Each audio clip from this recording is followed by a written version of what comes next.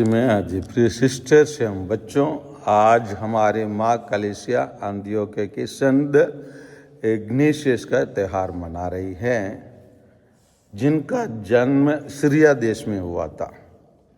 कहलाया जाता है ये अंत्योक्या में तीसरा बिशप के रूप में रह चुके हैं। इनके काल में रोम सम्राट डोमिशियन 95 से 97 तक सता रहा था लोगों को और ईसाई लोगों को मार डाल रहे थे। और इसी परिस्थिति में इग्नेशियस उनके विश्वास में बढ़ने के लिए उनके लिए उपदेश दिया करते थे। ना केवल उपदेश दिया करते थे कि वो लिखना भी, उनके विश्वास में कैसे आगे बढ़ना भी बहुत सारे पत्र भी लिखे हैं। और डोमिशियन के बाद ट्राजन नाम के एक और बादशाह, रोमन बादशाह आया और उन्होंने और भी डोमिशियन से और भी अधिक सताना शुरू किया। और उस टाइम पर जब उन्होंने सता रहा था, उनके विरोध में इग्नेशियस बोलने लगे।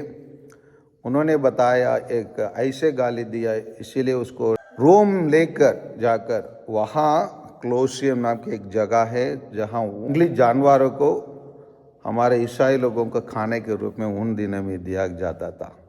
उन लोग उसी में डाला हुआ लोगों को शिकार करके खाते थे और इनको वहाँ बेचने वाला था। और उनके बात को सुनकर इन्होंने उनको उत्तर दिया, मेरे अंदर ईश्वर जीवित है, मेरे शरीर में ईश्वर जीवित है और आपके अंदर क्या नहीं है, ईश्वर नहीं है। उनको उन्होंने बताया और इसीलिए उनको जैसे रोम भेजना था, उन दिनों में तो केवल पैदल के रास्ता में उनको लेके गए। जाने वाला रास्ता में उन्होंने बहुत सारे लोगों को जो रास्ते में उनको देखने के लिए आते थे, वहाँ खड़े होकर उन्होंने उपदेश दिया और साथ के साथ उनके लिए बहुत सारे लेटर बीच बीच में जहाँ भी रुकने के लिए अवसर मिला, उन्होंने बहुत सारे पत्र लिखे उनको विश्वास में आगे बढ़ने के लिए। ऐसे जाने के टाइम पर उन्होंने अपने मित्र पोलीकार्प से मिला और सभी लोग उनको ऐसे प्रोत्साहन दे रहे थे, ऐसे उनको बातों को सुन रहे थे कि उन लोग वास्तव में प्रभु मसीह के देखने जैसे उन लोग महसूस किए। और जब उन्होंने क्लोसियम पहुंचा या रोम पहुंचा, उसको जानवर को डालने वाले थे और उन्होंने खुशी से उसको गले लगाने के लिए आगे बढ़ा। जानवर को डालने वाले थे, हम लोग खुशी से आगे बढ़ेंगे? नहीं बढ़ेंगे। लेकिन वो ऐसा नहीं था, उन्होंने खुशी से आगे बढ़ा और उन्होंने बताया कि अपने शरीर के बारे में और मिसा से मिलन करके बताया, मेरा शरीर शेरों के लिए क्या पिसाया जाएगा और पिसाकर मेरा शरीर प्रभु यीशु का शरीर बन जाएंगे और प्रभु यीशु के जीवंत रोटी जैसे बन जाएंगे, बताकर उन्होंने अपने मृत्यु को गले लगाया।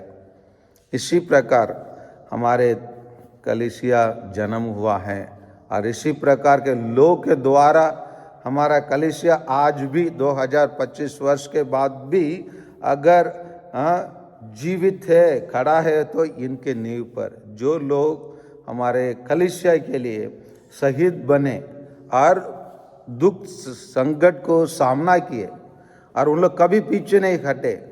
ये क्लोसियम वारा देखेंगे तो जैसे हम लोग इन दिनों में खेल देखने के लिए हम लोग के लिए खेल मैदान रहता है, उसी प्रकार का एक मैदान है और नीचे पिंजरा रहता है। पिंजरा के अंदर जानवर को रख देते और जैसे हमारे ईसाई भाई बहनों को उनको भोजन के रूप में डालने के लिए तैयार होते, उनको भूखे रखते ताकि उन लोग जब बाहर निकले उनको ऐसा शिकार करके खाए और इसको लोग देकर आनंदित होते थे।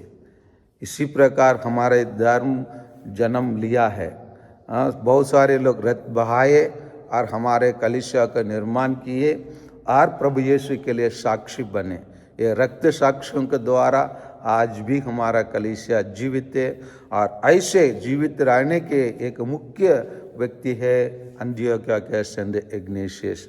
आइए इस महान व्यक्ति से हम लोग सीखे कि हम लोग भी अपने जीवन को पूर्ण रूप से प्रभु यीशु के लिए एक साक्षी के रूप में अर्पित कर सके। आमीन।